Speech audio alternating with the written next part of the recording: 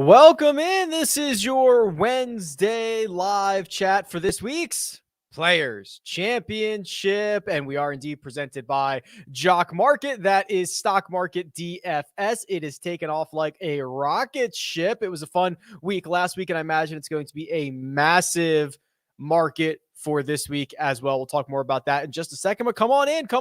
This time is yours for the next hour or so. I'm going to answer as many questions, comments, or concerns that we have in the chat. I'm going to show you all the data that I have available. It's all from my website, RickRunGood.com. You should sign up because you'll probably like it. All right.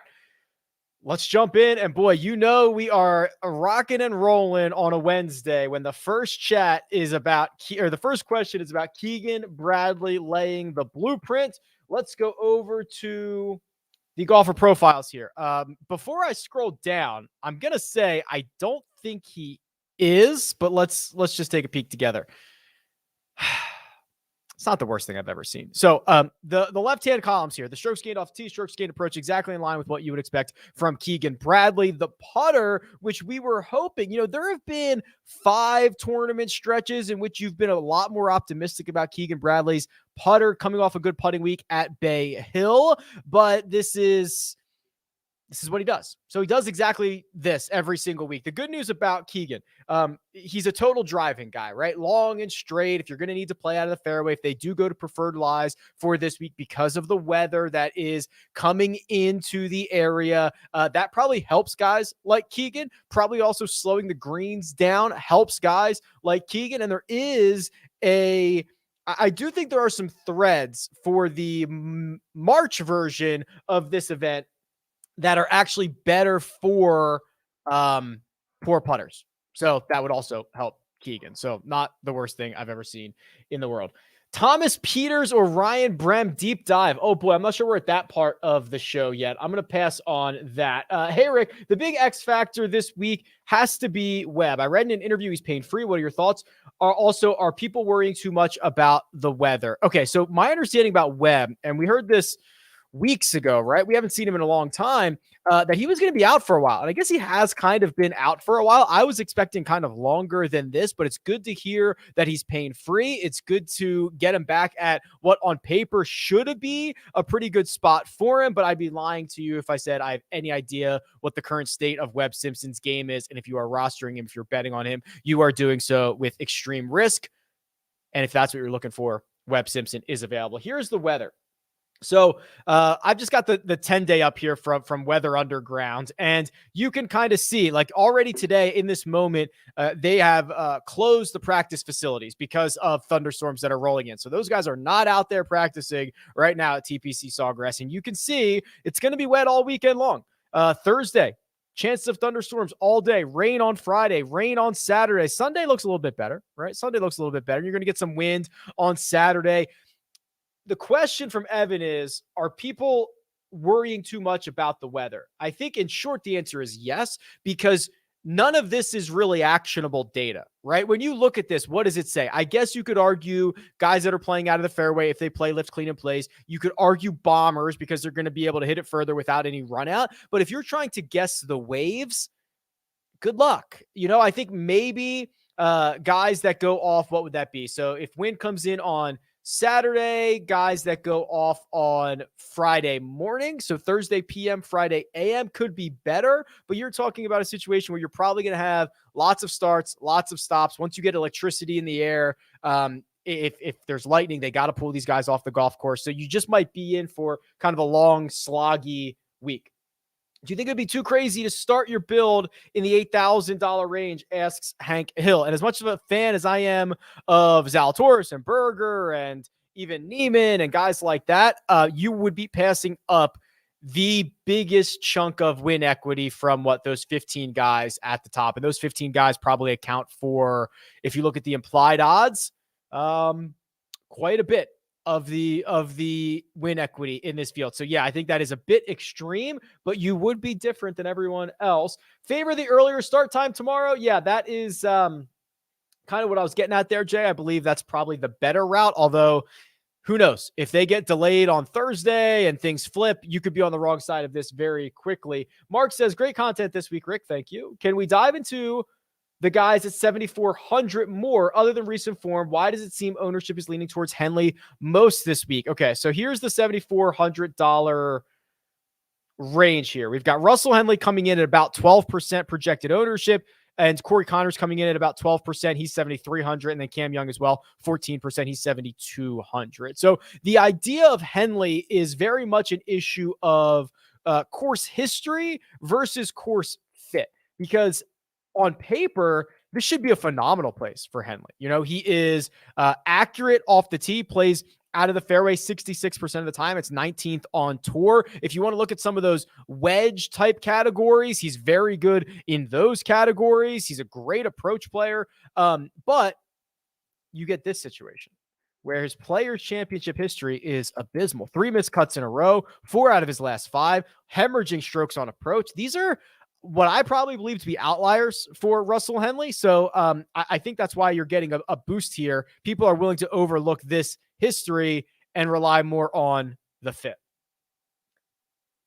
I want to say Sam Burns is back, and the previous weeks were flukes. Am I jumping the gun here? No, I'm quite bullish on Sam Burns long term. I think if you've been following this channel for a while, you know that. And when you struggle out of the gate in a new year like he did, I don't think it's that big of a deal. You know, you get the 5 weeks off, you go home, a lot of stuff happens. You're out of your groove, you're out of your routine. He's getting back into it now. I'm quite excited about where the next handful of months, including this week, are going for Sam Burns. Can we get a deep dive on Alex Noren? Okay, let's do the old Noren thing, because it's going to be wet. You get an opportunity where maybe par is a good score. That helps Alex Noren. Often does Alex Noren play out of the rough, which is a little bit concerning. 144th on tour in terms of driving accuracy. And I really do think if the tour goes to preferred lies, right, lift, clean, and place, these guys that are playing out of wet rough, that are not able to pick up their ball, clean it, and put it down in the fairway, are going to be at a significant disadvantage. That's my thoughts. When you look at the results from Noren, you love to see 2 top 10s at the Honda Classic and in Phoenix. That's all good stuff. I just really can only knock him for the driving accuracy at the moment. Jay says, hey, Rick, great content as usual. Can't wait for Sunday. I'll be planted on 17. Oh, mama. Okay. Who's your preference, Colin or Rahm? What's the ownership percentage for each?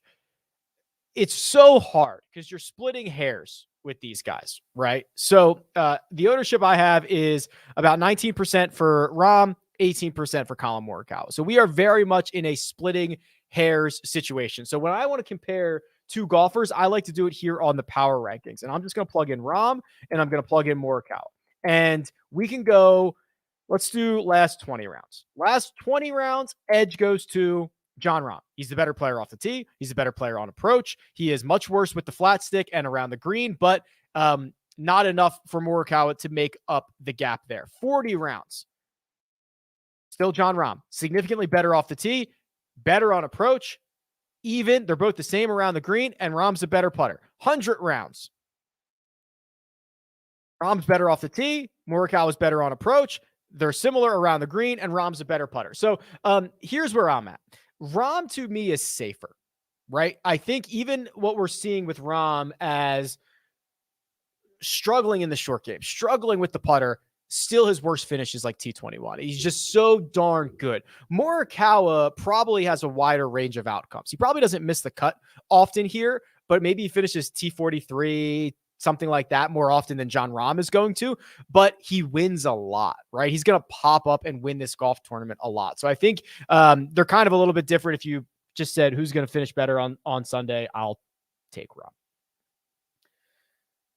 All signs point to Fitz having a great week, but ownership says he might be a fade. Who's the best pivot, Answer or Homa? I actually prefer, I like both of those guys. I probably prefer Homa just a bit. Homa is a very good popping profile. I tweeted this out during the offseason. He was the only guy who every single time in 2021 he gained, I think it was 4 strokes putting, he had a top 10. Every single time, 5 out of 5. That tells me when he putts well, he takes advantage of it, right? Not all guys do. Look at Kyle Stanley. Look at some of these guys that are not historically good putters, sometimes they putt well and they still finish T35, not Max Homa. So I do love that. So we've got a good stretch of putting here. 4 out of his last 5, he's gained strokes with the flat stick. He's gained off the tee in 3 in a row, 6 of 7. He's gained on approach in 4 out of his last 4. This is a pretty good place to be. I like Homa here. I think he's fairly risky, though. We've seen him hit a couple of wayward shots, and around here, that's big numbers lurking. Answer is kind of the low-key, sneakier play. So you get the driving accuracy out of Abraham Answer, right? 6th on tour this season. So he's going to play out of the short grass. You also, if you want to look at the buckets, 125 to 150, he's 48th. 150 to 175, 32nd. 175 to 200, 24th. It's great approach play. It's really great approach play. So we're a little bit banking on longer-term form with Abraham Answer, but I think that's okay to get around here.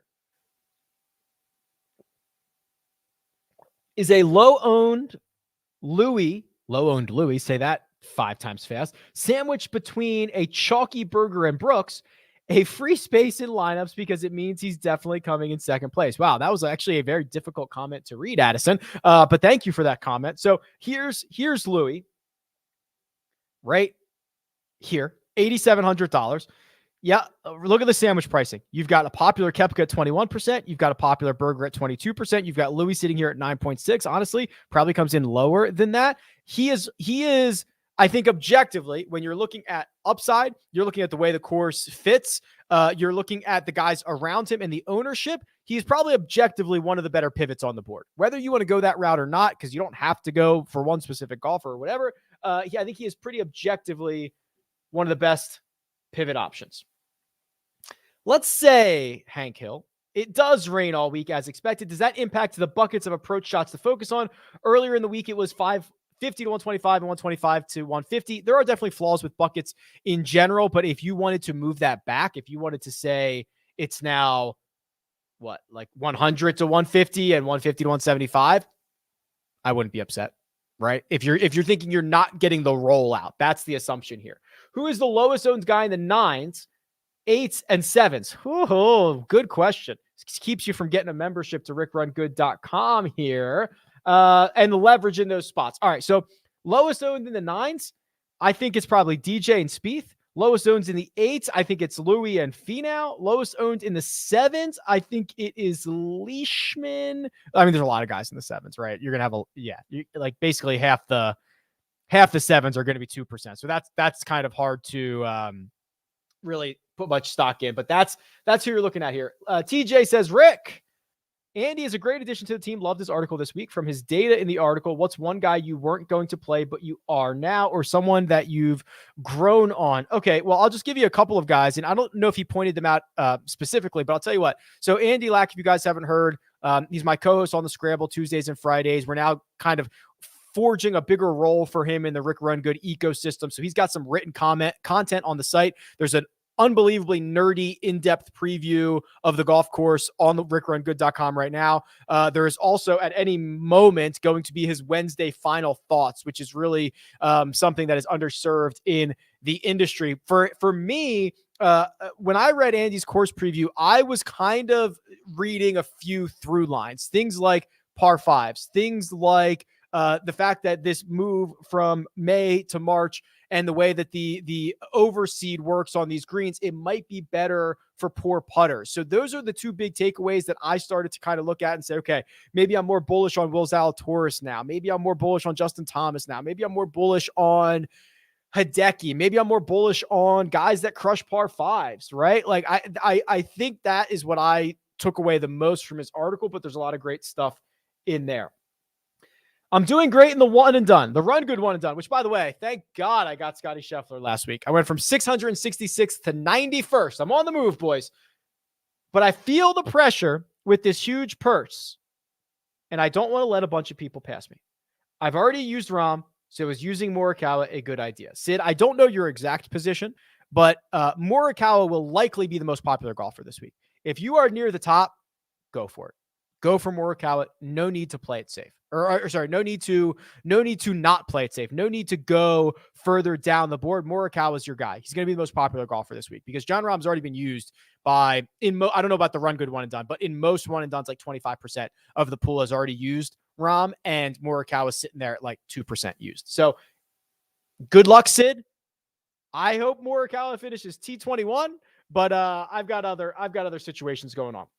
Okay, this live chat is brought to you by Jock Market, which, by the way, I was watching that Hustler Casino Live the other night, which I tend to watch quite a bit. It's the live poker stream from LA, and Jock Market was sponsoring Hustler Casino Live. I loved it. I didn't know that was happening. I saw it. I'm like, this is amazing. Anyway, stock market DFS. You can buy, sell, short shares of athletes, not just golfers. Obviously, I look at the golfers, but you can get all athletes. NASCAR is now on there. It is a stock market. There have been others who have tried this. Nobody has executed it as well as Jock Market has. They have a web app now, so you can get bids in and make your trades from your computer, which is massive. I absolutely love that. And I've got the cash data, the cash market data on my website. So for example, last week, if you had a Gary Woodland outright ticket, you made $0. You lost it.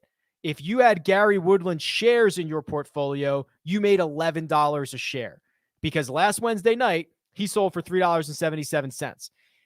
By finishing as highly as he did, fifth, he paid out $15 a share. That's $11 a share. It's the only place in the world that you are getting paid out on guys that finish 23rd and 43rd or whatever it is, because all you need to do is outperform your expectation. So the code you're looking for is Rick. Up to a $50 deposit bonus. Get into the game. Also, if you want to be walked through the IPO phase, that's going on tonight. Joe Idoni and myself are doing a power hour tonight. So we're going to talk about the prices live in real time. I've got a dashboard for it. It's really, really cool. Hey, Rick, thanks for so much content this week. One and done with 4 out of the top 5 teams in a 25-team league having already used Jon Rahm. Am I being too smart for looking at Xander or Vibin? Yes. If you have Jon Rahm available and you are in a 25-team league and 4 out of the top 5 have already used Jon Rahm, you should use Jon Rahm, because the $3.6 million up top is by far the biggest. Here's another thing. Whoever finishes second this week will make more money than Scottie Scheffler did for winning last week's elevated Arnold Palmer Invitational. That's how big this purse is. It's absolutely massive. I know there are situations in which you don't want to be the chalky guy, but in that one right there, you got to play Jon Rahm. Hey, Rick, can you run an updated model for us? Brady knows what he's doing, right? This is kind of like the cheat code. This is the cheat code here. You get me to, hold on a second. I've got to change my, oh boy. I'm not sharing the right screen. Stand by with me, peeps. Hang tight. We'll get this one rocking and rolling. Let's try this. All right, cool. So here we go. All right. So if I were to run a model right now, I think earlier in the week, I knew the rain was coming, but when you're in Florida and like a lot of stuff can change, and I don't know, it's going to be soggy. Let's be real here. So I'm going to go last 24 rounds. And I do want to probably put some emphasis on driving accuracy more than I have in the past, because I just have this sneaky little suspicion that we are going to get a tweet from PGA Tour comms at 3:57 a.m. Pacific that says for the first round of the Players Championship, they're going to play preferred lies. Okay. That's, I have a hunch of that. So accuracy reigns supreme. Secondly, strokes gained approach will be those guys who get to put their ball down in the fairway. Massive. You can do raw strokes gained approach or weighted strokes gained approach. I don't really care. Let's do 25 on weighted strokes gained approach. So now I've built a model that is heavy on mutters. Okay, let's continue that. There was a question earlier about moving the buckets back. Let's move the buckets back. Let's say 125 to 150 and 150 to 175. So we'll go 15 on each one of those buckets, which I'm not a huge bucket fan, but hey. And now we've got 20 left. So I've got driving stuff. I've got approach stuff. I've got more approach stuff. Let's do short game stuff. So let's just do 10 around the green, 10 on putting. And let's run this model. Last 24. Yes, yes, yes. All this good stuff. Good, good, good. My number one golfer is, We almost had to pull out the bleep button. Russell Henley. Russ. Holy guacamole. How much money am I going to lose on Russell Henley this week? I was not expecting that. All right. So Russ Henley, number 1. God. Oh my God. Daniel Berger, number 2. Colin Morikawa, number 3. Yeah, these are the guys I wanted. Hideki 4, Webb 5, Scotty 6, Russell Knox 7, Victor 8, Cam Smith 9, Lucas Glover 10. My wife just she slacked me. She said, look at number 4, heart eye emoji. I think that's her pick this week, Hideki Matsuyama. So if you're looking for the producer Mina pick, it's DekiBot.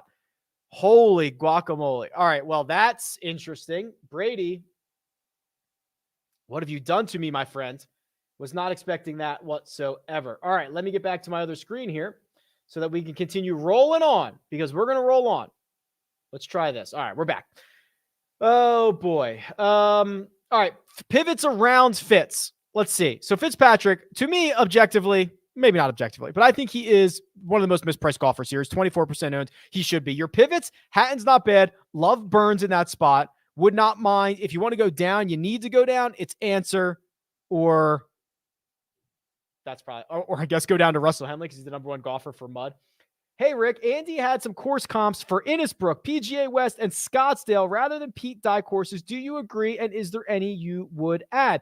Okay, I believe those comps were for the strain of grass that we get this type of year. It's that overseed, that Poa trivialis, right? So I believe those were the comps. So what I'm actually going to do is I'm going to blow your freaking mind here. So I'm loading these in. Give me 1 second. I'll share my screen. Here we go. So I'm over at the Holy Grail. I've loaded in those 3 courses that Andy was referencing for the comps. Now, I believe what Andy was referencing was for the putting surfaces. So let me show you the guys who putted the best in this field at those course comps. Lucas Herbert's number 1, only 2 rounds. Samuel Burns, number 2.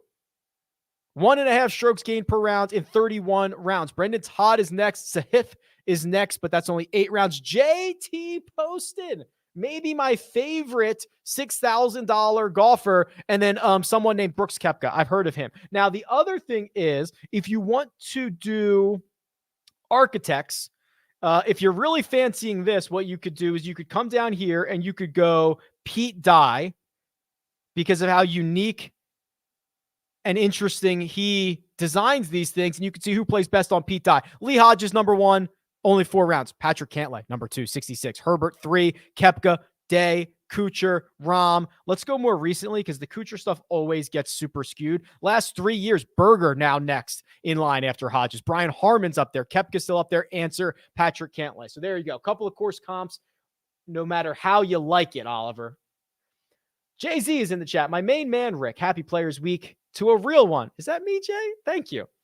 And to everyone watching, Hova been riding Scheffler. Whew, then you've been on fire.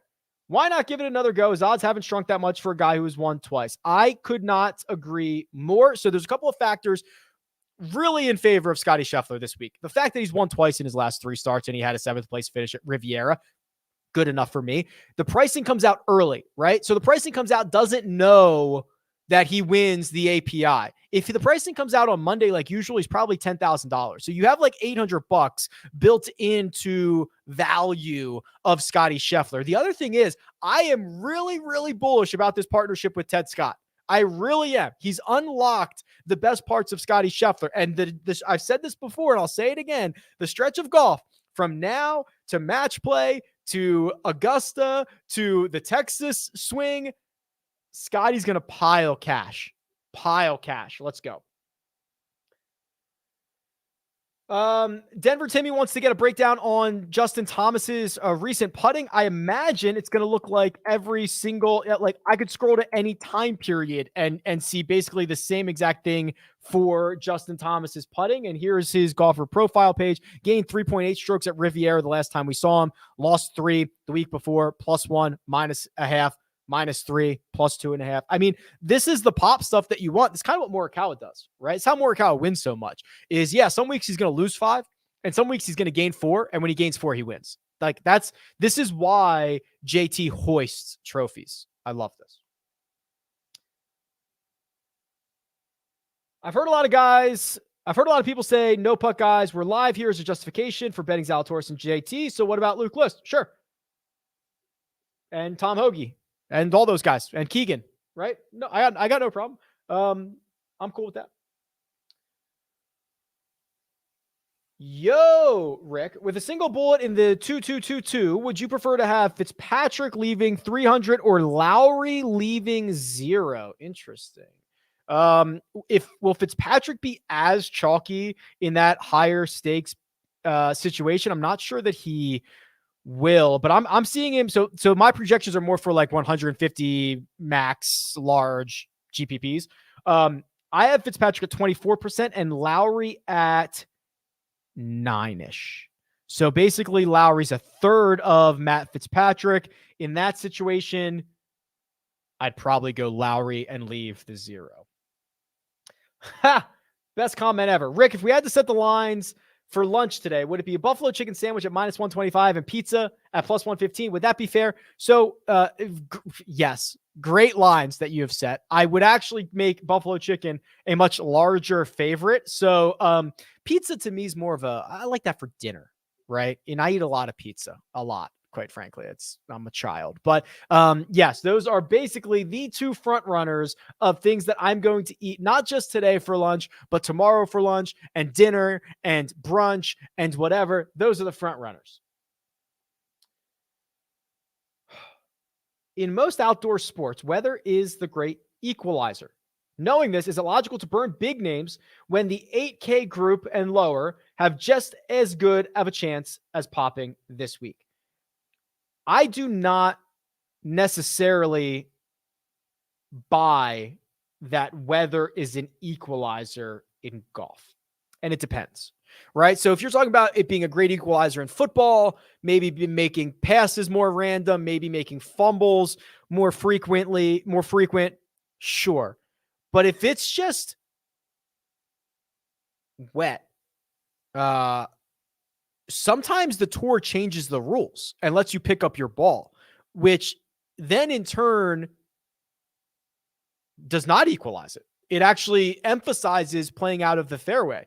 If the NFL changed the rule that when it was raining, when a fumble landed on the ground, the team that had it gets to pick it up again, that's like the equivalent, right? They changed the rules for the weather. So I do not believe in golf it is necessarily the great equalizer, but I get what you're saying. It's thoughtful. With some ownership projections on Xander, it makes me feel like he's a must play. That ownership, thoughts on him as a play, and what are you seeing as projected ownerships? I currently have Xander at 13.8%, much lower than Hideki, about twice as much as Dustin Johnson. I could probably be convinced. I've probably warmed on Xander as the week goes on, but I'm probably up to like a 6 out of 10. He's just well-rounded. He's not going to get you in much trouble out there. But I mean, what are we seeing much? Like, what are we seeing in terms of upside? You know, is Xander just going to pop a T12 here?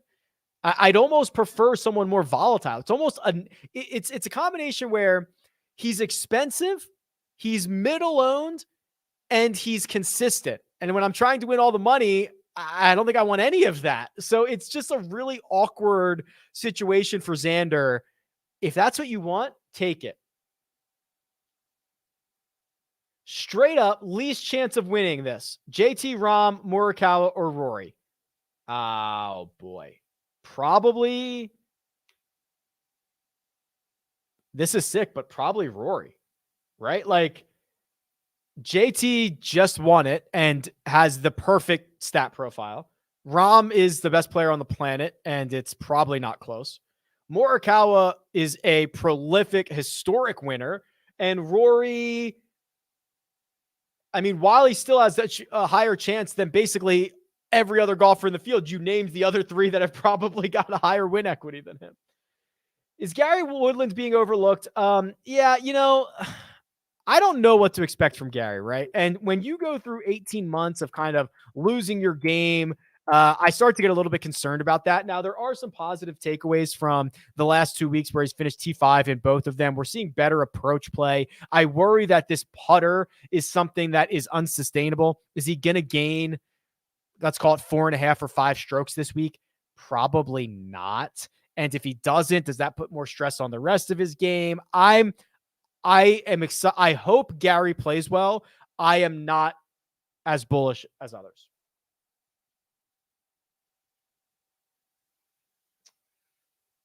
Oh, I have not seen this Quentin Tarantino. It says, hey, Rick was planning on playing Hideki until seeing he might be playing injured.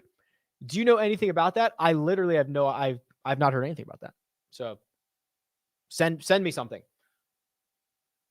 Are you leaning stars or scrubs or a more balanced lineup? Stars and scrubs. Most likely to make the cut. Mito, Munoz, or Vegas. Probably Mito, but I'll tell you what, Munoz has been pretty darn good. All right. And Munoz is a legitimate, streaky, high upside guy. And he's played well in bigger events before. Like, he's got legit top 12 upside. Here's his profile. T26, T21, T23, T39. The categories I want to see him play well in. The struggles are coming in the categories that I want to see struggles in. I like Munoz a lot. Hey, Rick, love that you brought on Andy Lack. Thank you. You're two of my favorite golf experts. Oh, that's kind. I also got a promotion at work, so now I've subbed to your site. Much appreciated, Gavin. Thank you for the support. Keep up the good work, he says. Do you think constant delays gives an edge to the more patient players who can keep their emotions in check like Cantlay or DJ as opposed to someone like Rahm? In theory, yes, but trying to quantify that for every golfer in the field is impossible. I know that Rahm has these outbursts and all that stuff, but every time I've seen Rahm in person, he is more focused than upset, quite honestly. And I know that he has his spats, but he also has the other side of it too. So it's going to be hard to quantify for every single player in the field. Rick, have you heard there's supposed to be bad weather this week? No, haven't heard that at all.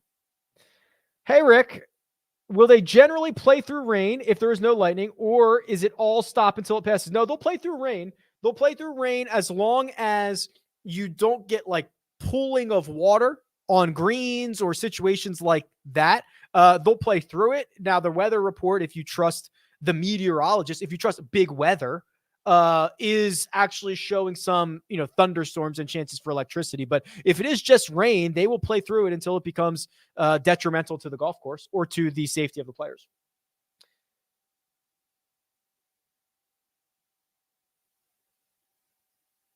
Oof. Mr. Rick Run Good. Hello. Tell me you have a crush on Kevin Kisner this week. Can't wait to see him packing a fat lip, making 30-footers all day. All day. All right, let's do the Kisner stuff. By the way, remember when Hideki had that 77-minute rain delay? And he was like, yeah, I just went out to my phone and stared at my phone, and then I came back and shot like 6 under in my last 8 holes at the Masters, and then I won it. Yeah, that was fun. Kevin Kisner. I don't love it, bud. I mean, it's never like he's going to gain a ton of strokes off the tee or a ton of strokes on approach. He's just so reliant on the short game, and even the putter has let him down at times. -3.5 at Bay Hill on the greens is not good. Let's look at his season stuff. I mean, he plays out of the fairway. Number 1 in driving accuracy. I can give him that, but I worry about a lot with Kiz. Hope he wins, though.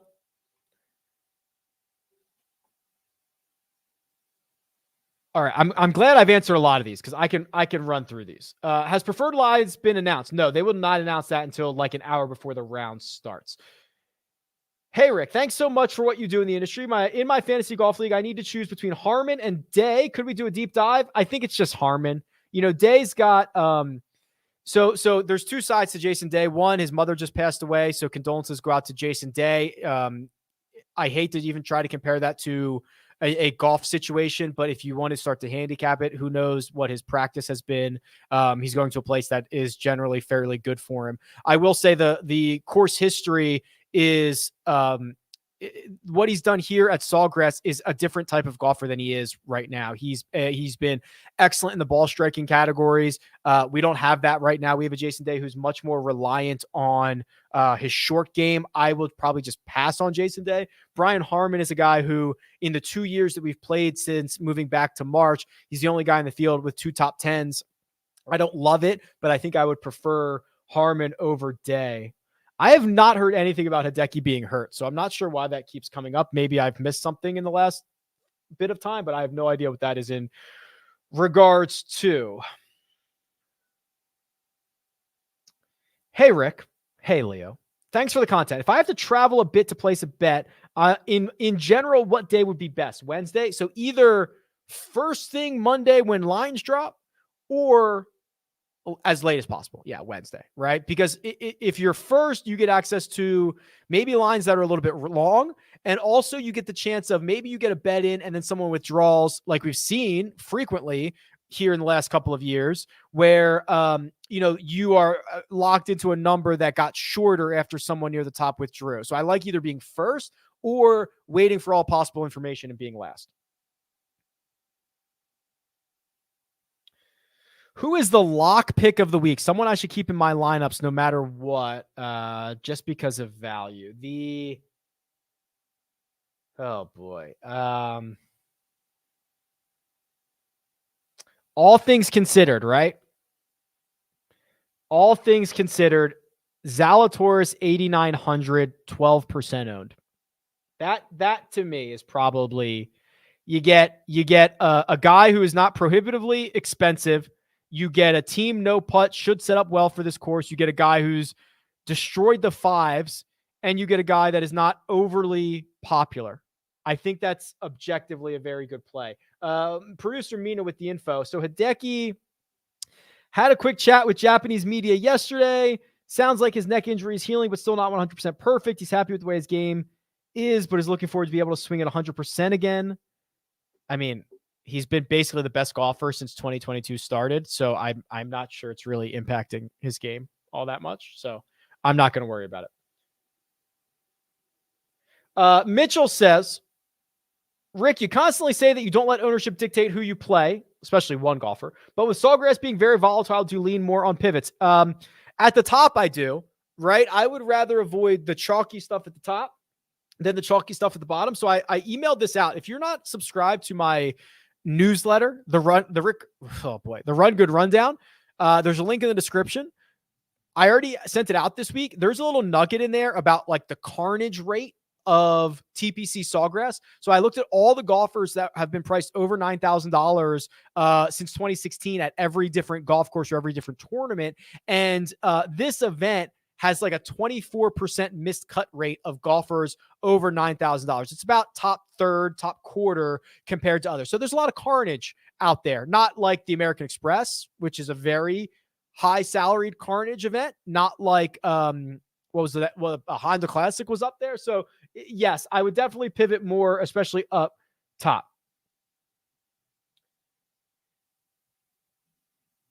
Gooch or Kirk and Gooch or Young? What? So we're like three-way in this. So I guess it's probably Gooch in both situations, but I really do like Young. Bad cool weather affecting players with bad backs. Sure. Good luck quantifying that. I wish I could. That'd be amazing. Could you imagine if I had like, oh my God, if I had medical data? Could you imagine? It's pouring right now at TPC Sawgrass and not stopping anytime soon. Mm-hmm. What's your high risk reward 6K guy and high floor cut make guy? Okay. So Poston is one of them. I don't know where, I don't know how high his upside is, so I guess he falls into the floor category. I can show you JT Poston in a second. Let me see. I guess the high upside 6K guy, maybe like a Joel Damon or a Keegan, something like that. I'll do the JT Poston thing real quick because I just like really like the way he's setting up. He limped to the finish line in 2021, but what we saw in 2022, yeah, I love to see this. When guys get 5 weeks off and they come back and a part of their game has gotten significantly better, love it. They put work in. So his off the tee play, phenomenal. Last 6 events, he's gained multiple strokes in half of them. The putter always, it's actually kind of cooled off a little bit. He's generally a very good putter. He's got a couple of top 25s in the last two years here. Let's go. Fire up old JT Poston. Oh, Sean sent a super chat. Sorry, I didn't see this earlier. Thanks again for all the content. Had that great week this past weekend. Who do you like better this weekend, Xander and Brooks or Rahm and Horschel? Probably Xander and Brooks. I love Rahm, but I don't know. I'm a little bit worried about Billy. I think that he's catching a lot of steam. We're at like 3 good weeks in a row. Historically, he doesn't add a fourth, and I think he's going to be a little bit more popular than he probably should be. Thank you for the super chat. Never required, always appreciated. Oh my God. Do not. I hope Mina has blocked this person. How crazy would it be to skip the 8K range altogether because the 7K range seems so good? That's fine. I don't mind that. Down to my last spot, Henley or Rose. Well, I just ran a model that showed Russell Henley's the best player in the field, so it was super scary. So I guess it's Russell Henley. Rank your top to bottom $7,400 golfers. Actually, kind of did that earlier, so I'm going to pass that. 7,400 is a popular number for this week. Who do you expect to be the most popular one and done picks? Okay, Morikawa seemingly will be. I believe he'll be the most popular. Not because people think he's necessarily the best player in the field, but he might be. But he has not been used. So if you go and look at the guys who've already been used, a lot of people used Rahm at Torrey. A lot of people used Rahm even at, what was it, the American Express? Somewhere else. But Rahm has already been used by like 25% of the field in most one and done. So I don't think that he could then be all that popular. So I think we're going to get Morikawa being popular. I think Rahm will check in maybe third or fourth just because of how it kind of shakes out. And then I think you'll get some JT stuff. Everybody loves a good defending champion. Sure, I can make a case for Jordan Spieth winning. The biggest argument is that he's already got, a dozen wins in his career and he's already got, major championships and all that good stuff. But statistically, we're starting to see at least breadcrumbs of him getting back to the version of himself that he was in the summer, which is driven by approach play and being a zero off the tee. We're seeing it right now. It's not as good, but we're seeing it. Combine that with the general Spieth magic. That's how he gets to the top here. That's the case for him.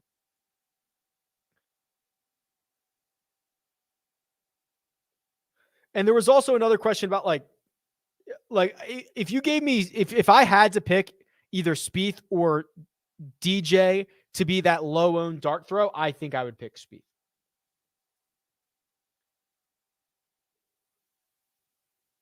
I did the Pete Dye stuff, but I'm way behind on comments, so apologies. So I did the Pete Dye stuff. You probably have already seen that now, so I'm going to skip it. Rick, if it's going to be a wet week for golf, what's it looking like for golfers based off the tee, fairways, hit stroke? Yeah, if it's going to be wet and legit, if they play lift, clean, and place, find the fairway, be a good approach player. Those guys get the absolute biggest edge. Absolute biggest edge.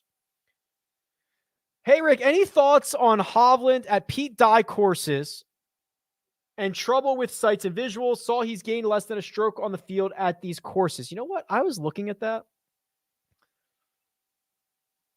Let's go look. I honestly don't remember what I saw. So let's go look at this together. So I've got Pete Dye courses in here for everybody's history. Here's Victor. He's gaining 0.75 strokes per round. So he has only played, a couple. So Travelers in 19, he finished T54, Heritage T21, T11 at the Travelers again, missed the cut at the Players in 2021. The match play, I have his data in there for the match play, but that's a little wonky. And then the Zurich, I don't have his strokes gained breakdown for that. It's a team event. So I don't know. Jury's still out, right? I mean, he's technically been better than Morikawa at these.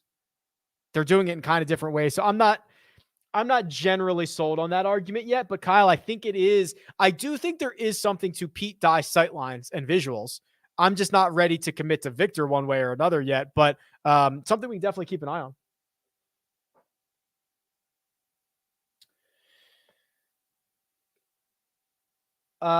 It is probably not possible that Cam Young will win, although I did bet him at like 250 to 1, something outrageous, but that driving his top 10, his top 20 number, much more exciting. Love Cam Young. When using cheap guys like Weiser Lee, do you need them to do more than just make the cut in order to get a deep run in DFS? Well, I guess it also depends on their ownership, right? If they're really cheap, like I'm playing JT Poston this week, he's $6,100. If you signed me up for Poston to finish T31 right now, I would take it. I think I would take that because it's not going to burn me. It's not going to win me all the money, but it's going to allow me a lot of flexibility for the rest of my lineup. And I think I would sign up for that right now.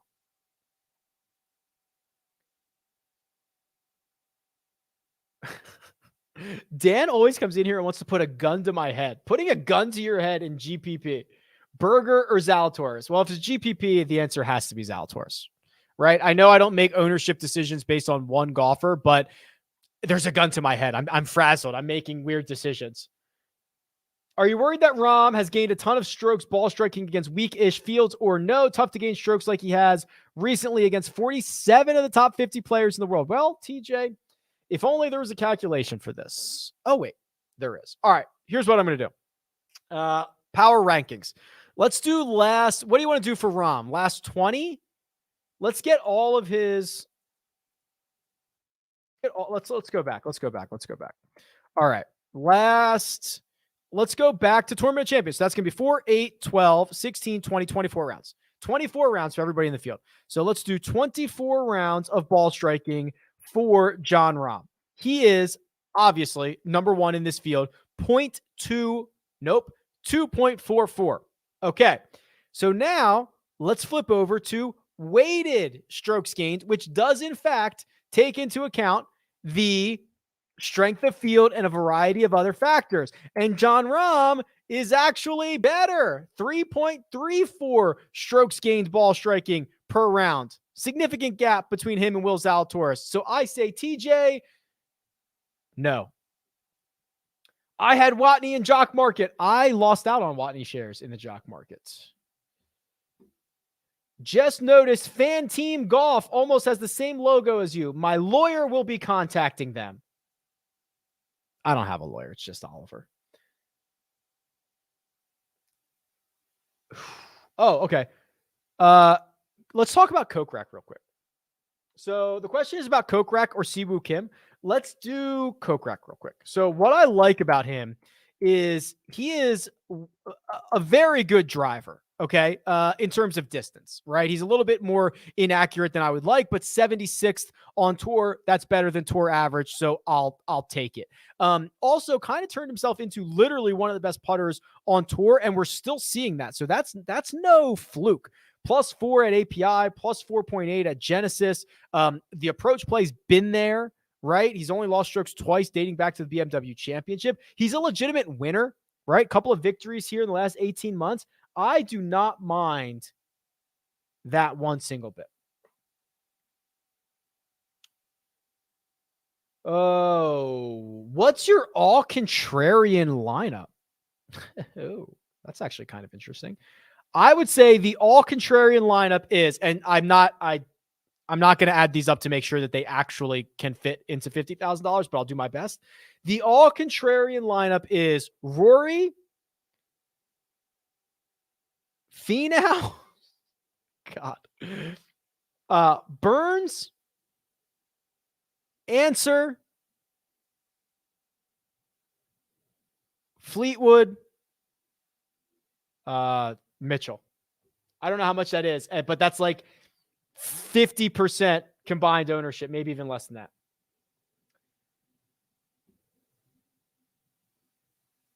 Oof. Hey, Rick, do you have any under or over round one strokes or round one birdies? So I'm going to hang tight and see how the course plays tomorrow.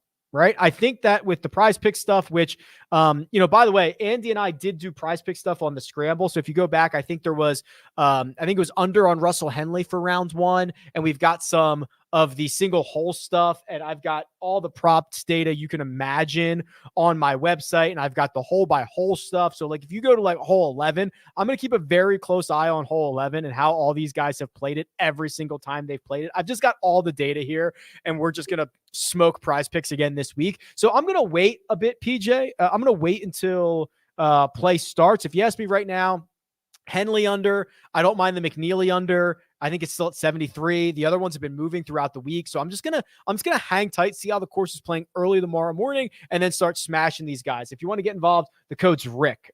There's a link in the description as well. We're absolutely smoking the props. How do you decide when to use raw strokes gained versus weighted strokes gained? I guess it depends on how much you trust me, Ralph, and how much you trust the calculation. Because if you trust me 100%, you should just always use weighted strokes gained. Because the idea is I'm normalizing it all for you. If you don't trust me, use raw strokes gained. Okay. Everyone I've never seen so many questions about the same exact price number. Not 7,500, 7,400. That to me is screaming people are building the same exact way. Everyone is getting stuck with $7,400 left, which is probably also helping Russell Henley's ownership. Like everyone is just the last man in seemingly is $7,400. I think we got some really, really similar builds this week. I think if you leave some money on the table or you start building in a way that is like if you started the 9K, it'd be risky, but you could build differently. I've never seen so many questions about one specific price range like that.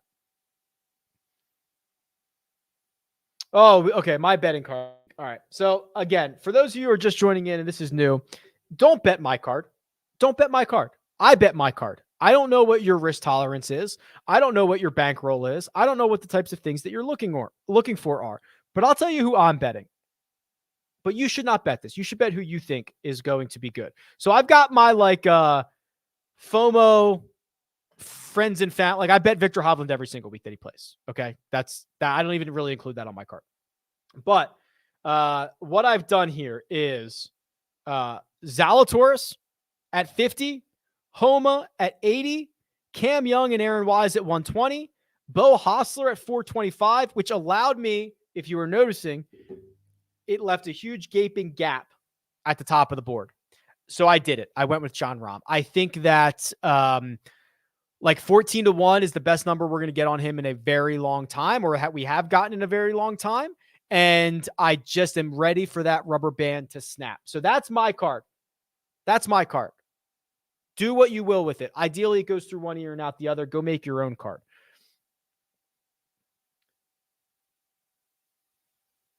My one and done does a 2 times purse. Holy crap. For all majors. Oh, making the players weaker. I thought you were going to say including the players. With virtually everyone available, should that change my decision on using Rahm this week? Yes, you should use Rahm at Augusta then, because you want to use the best option. His Sawgrass stuff is fine, but his Augusta National stuff is better. And if that's now a larger purse, assuming you're not really chasing, you have to use Jon Rahm. Rory's projected ownership, I have at 9.2%. How warm are you on Chris Kirk or Webb Simpson? Chris Kirk, I'm like a 6.5 out of 10. Webb Simpson, I abstain. I honestly have no idea.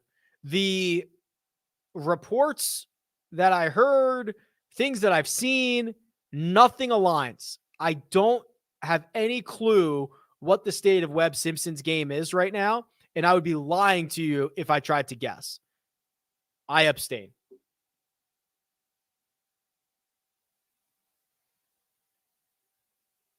That's $7,400 again. Talked about it nonstop. Keeps coming up.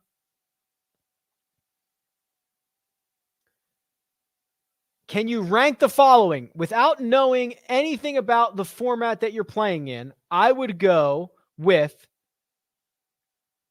Mitchell, Hoagie. No. Mitchell, List, Hoagie, Noren, Knox, Kisner. Rick in a one and done. Do you prefer Berger, Horschel, or Henley? Berger. Any new prize picks that you like? We gave out 4 on the scramble. Those are very well-researched ones. We're 15-2 in the last 17. It's Henley under. It was 72. The line already moved. I got it at 71.5. for the rounds one. It was Zalatoris under 4.5 on hole 11. It was somebody else under Fitzpatrick, maybe under 4.5 on hole 11. And then there was Champ under 12 greens in regulation. Those are the 4 I'm hanging with right now. Tim, I will probably tweet some more out either tonight or tomorrow morning when we start really see. There's no rush for me because you can still do this all live. So hang tight, Tim. I'll get you some PrizePicks stuff. Sign up now. Use the code Rick. Get your money in there. Because honestly, I tweeted out. I mean, I know this sounds super corny, but it's true. I tweeted out a couple of plays earlier in the week, and the lines moved in 36 minutes. And then as soon as we set it on the scramble, the lines moved again. So I guess just be ready. I don't even like giving out picks all that much, but they're so easy right now. And we're just like winning, I guess.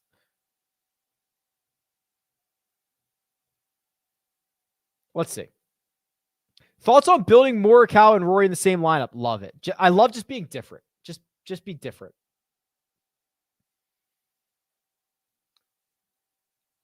Outside of DFS, do you have a top 10 or 20 or matchup that you love? I think Gooch top 20 was the best number that I saw out there. Good afternoon, Rick. In your DFS experience for single entry tournaments, how often do you let your personal gut plays fill out a spot in your lineup? Like never, but I'm the extreme, right? I run a golf data website.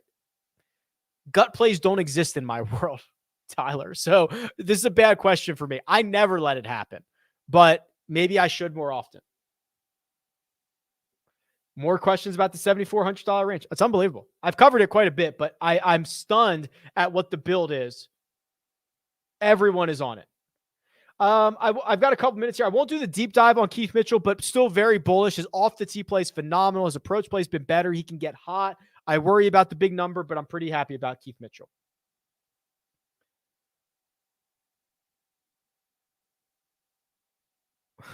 All golfers need to sign a HIPAA release form so Rick can have access to their medical history. Yep. I was also like, hey, also give me access to their Whoop. I want to know if they've been out drinking till 3 o'clock in the morning. I want to know what they've been up to, how much sleep they got last night. I need Whoop data too.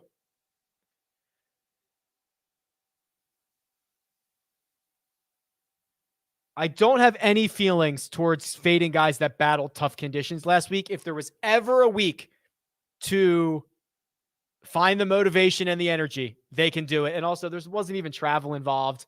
I'm not worried about it. And also, the fact that the practice facility is closed right now, these guys are all resting. It's all good. It's all good. Badger says, thank you, Rick. Hope you and Mina have a blessed weekend. Oh, thank you. You as well. Hi, Rick. RickRunGood modeling data for DK lineups. Do you think there is a strokes gain metric that could be correlated more directly to DraftKings points, or do you think there are too many variables? I don't know the answer to that. I'll find out. I'll run the numbers. Hey, Rick. Just re-upped on the subscription. Love the new stuff. Thank you. Can we do a quick deep dive on Casey if we didn't already? Yeah. You know, he ejected last week, right? What did he shoot on the weekend? 77, 81 or something completely outrageous. But the good news is he still gains strokes on approach, which is kind of hard to do. He's just kind of loses it with the putter in most situations. Let's look at his players data. Yeah, pretty good. 3 out of the last 4 have been top 25s, T5 and 21. Good approach play. Actually putted well last year. This is what you want to see, right? You want to find the one putting week. And notice that was, well, never mind. I read that wrong. Lukewarm is the way I would describe my feelings on Paul Casey. All right. I've answered a lot of these. Hold on. I know. It's 12:59. Everybody's ready to go eat lunch or go have their afternoon, whatever. I don't mind Carlos Ortiz, Mikey. That's fine. Or Mike, sorry. I don't know if we're friends enough to call you Mikey. Oh, boy. I've read a lot of these. Okay. Oh, Bernie's here. Henley moved from 72.5 to 71.5, and Morikawa from 10 to 11 fairways, and Berger from 9.5 to 10 since Rick said this yesterday. Yeah, it's true. Definitely play on Gooch. Good luck, run gunners. Let's bring home some cashola. Okay. Rick getting sassy. I'm still getting hungry. All right. All right. I think that'll do it. Here we go. So Andy's final thoughts article is now out. I'm getting word it is now live. I think it just went live while we were doing this. So it is on the homepage of RickRunGood.com right now, which I think is very valuable because there was a question earlier about when should you put your bets in. And the idea of either doing it very early or very late is the only options. And this is now Andy's weather report, ownership, pivots, stuff like that. So very excited to go read it. You should too. Otherwise, I'll see you tonight. Jock Market Power Hour, 8:15 p.m. Eastern Time on the Rick Run Good YouTube channel. I'm going to go eat lunch. I'm going to go pet Oliver. I hope you guys have a great day. See ya.